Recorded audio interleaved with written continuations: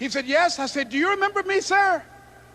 He said, no. I said, my name is Leslie Brown. My mother, she works in the cafeteria here. I'm one of the twins, Leslie and Wesley. I said, Mr. Washington, but you know, I got these big dreams. You know, I like talking to people. I love people. I said, I want to work with people, and I got this dream of buying my mama a home. Could I do that, Mr. Washington? He said, it's possible, Mr. Brown. And as he walked away, I called him again. I said, Mr. Washington? He said, what do you want now? I said,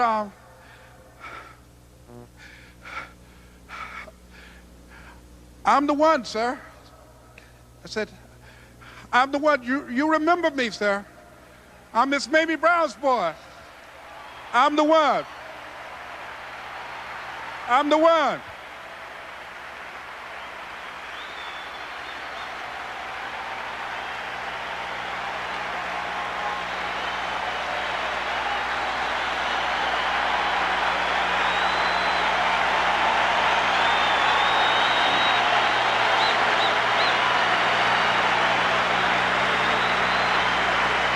And you must feel that's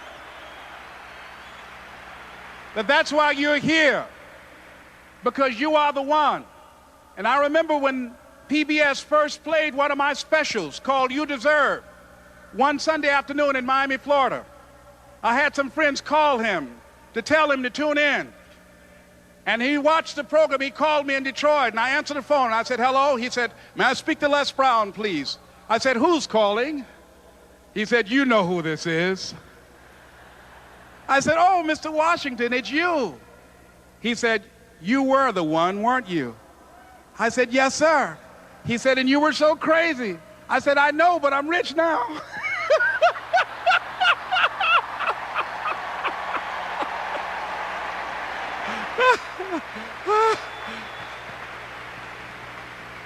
Ladies and gentlemen, it's not going to be easy.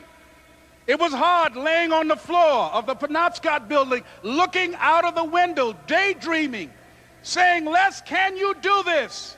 Can you make this happen? I used to listen to tapes day in and day out about See You at the Top, my great friend Zig and Dennis Waitley and different other motivational speakers and Dr. Norman Vincent Peale. And Dexter saying, don't let nobody steal your dream. I used to ask myself, can I do this? And something said within me, you're the one. You're the one. And let me tell you something, ladies and gentlemen. While you're here, and before you go back home to your respective cities and communities, write down at least 5 reasons on why you deserve your dream, on why you won't give up, what's going to make you unstoppable, why you must be unreasonable, because logical, practical thinking says you can't do it today. But if you want to produce unreasonable results in your life, like living your dream and taking charge of your destiny, you've got to be an unreasonable person. You've got to be an uncommon person. So write down the reasons of why you're here. My first major goal was to buy my mother a home. And let me tell you something, ladies and gentlemen. What will reasons do, Les? Nietzsche said, if you know the why for doing, you can endure almost anyhow. What do you mean by that? If you know why you're doing something, when the hard times come, and they're going to come, when the disappointments and the rejections come, and they're going to come by the truckloads, your reasons will be your rod and staff to comfort you, to pick you up. Once again, I got a saying on one of my tapes, if life knocks you down, try and land on your back, because if you can look up, you can get up. Let your reasons get you back up.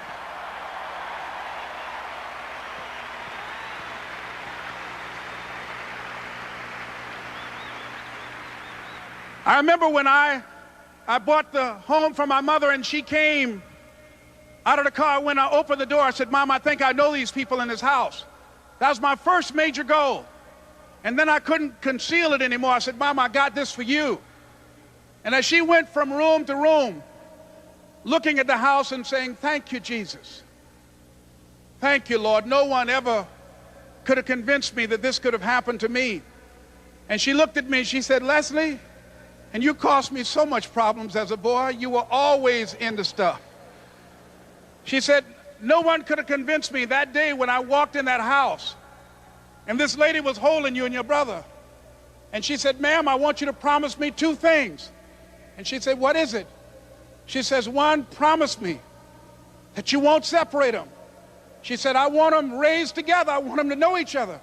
I got pregnant while my husband was away in the war, and I can't keep them. Promise me that you won't separate them. She said, I promise I won't. I've never had children. I promise I won't separate them. And she said, promise me that you'll never tell them about who I am, because if my husband ever found out, he would kill me. She said, I promise. And she said that she gave them to us, and she kind of cried, and she was walking out the door, and she looked at my adopted mother. She said, remember, don't you separate them. She said, I swear to God, I won't separate them. I'll keep them together. And she said, as I held y'all in my arms, I never had any children of my own. I didn't know how I was going to do it, but I knew with the help of God, I will do it. And ladies and gentlemen, my mother had a dream of having children and raising us. She didn't know how she was going to do it. You're going to be just like that. And some of you are already there. Well, you don't know how you're going to make this happen, but you just feel within yourself some way, somehow, with the help of God, I'm going to make it happen. Repeat after me, please. No matter how bad it is, or how bad it gets, I'm going to make it. I'm going to make it. Shake somebody's hand on your right and left and say, you got the right stuff.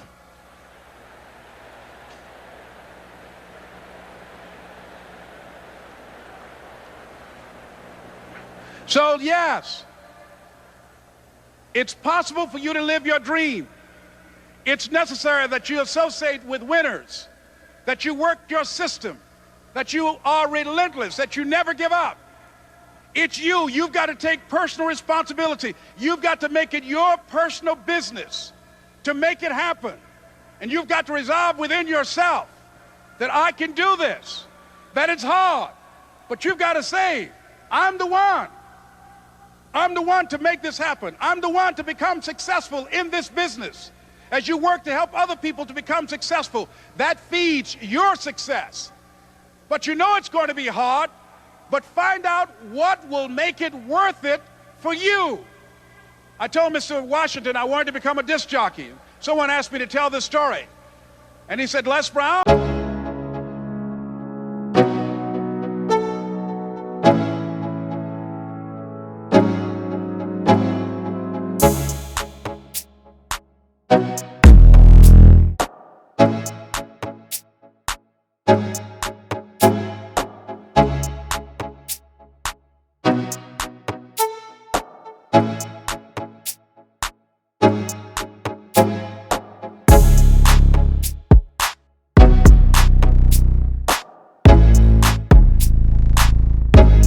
job as a disc jockey, WMB, I'm on Miami Beach.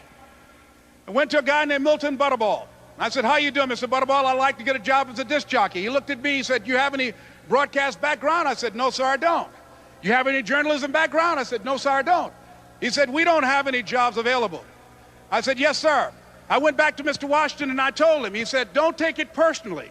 He said, most people are so negative, they will have to say no 7 times before they say yes. He said, go back again. So I went back again. I said, how you doing, Mr. Butterball? My name is Les Brown. He said, I know what your name is. What do you want? I said, I'd like to know whether or not you have any jobs as a disc jockey, sir. He said, didn't I just tell you yesterday we didn't have any jobs? I said, yes, sir, but I know whether or not somebody got laid off or somebody was fired, sir. He said, no one was laid off or fired. Now get on out of here. I came back the next day. Hello, Mr. Butterball, how are you? He said, fine, what do you want now? I said, I'd like to know whether or not you got any jobs, sir. Didn't I tell you the last 2 days we didn't have any jobs? I said, yes, sir, but I don't know whether or not somebody got sick or somebody died, sir. He said, no one got sick or died. Now don't come back here and throw me out again. I came back the next day like I was seeing him for the first time. I said, hello, Mr. Butterball, how are you? He looked at me with rage. He said, go get me some coffee. I said, yes, sir.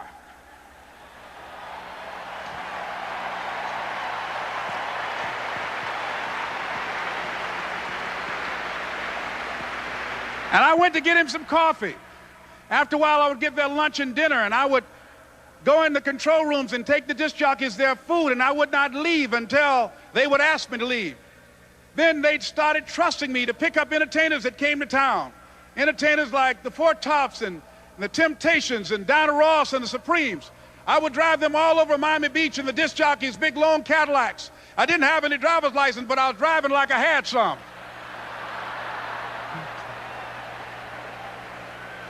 And one day, one Saturday afternoon, while I was at the radio station, a guy named Rock was drinking while he was on the air. I was the only one there, looking at him through the control room windows, walking back and forth, young, ready, and hungry. I was saying, drink, Rock, drink. Drink, Rock. I'd have gone to get him some more if he'd asked me to. Pretty soon the phone rang, and it was the general manager. And I answered the phone. I said, hello? He said, Les, this is Mr. Klein. I said, I know. He said, Rock can't finish his program. I said, I know. He said, would you call one of the other DJs in? I said, yes, sir. I hung the phone up. I said, now he must think I'm crazy. I called my mom and my girlfriend, Cassandra. I said, y'all turn up the radio and come out on the front porch. I'm about to come on the air.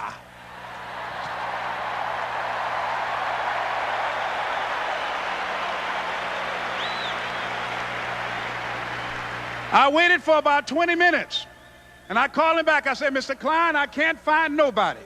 He said, young boy, do you know how to work the controls? I said, yes, sir. He said, go in there and don't say nothing here. I said, yes, sir.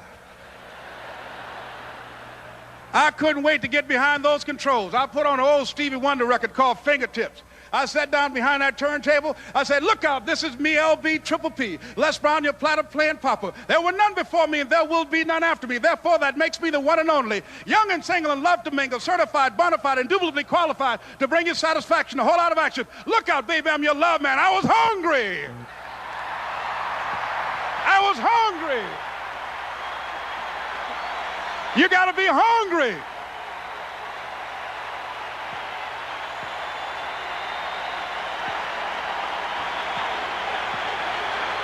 You got to be hungry.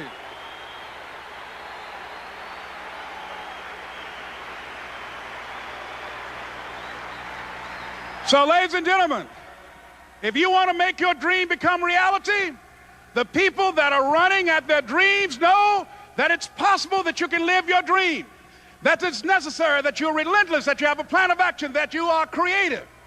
The people that are living their dream are finding winners to attach themselves to. The people that are living their dreams are the people that know that if it's going to happen, it's up to them. And they're resolving within themselves, it's not over until I win. The people that are running after their dream know they're going to have hard times. They keep on running because they're saying within themselves, I'm the one, no matter how bad it is or how bad it gets, I'm going to make it. The people that are running after their dreams are the people that are hungry. Shake somebody's hand on your right and left and say, you got to be hungry.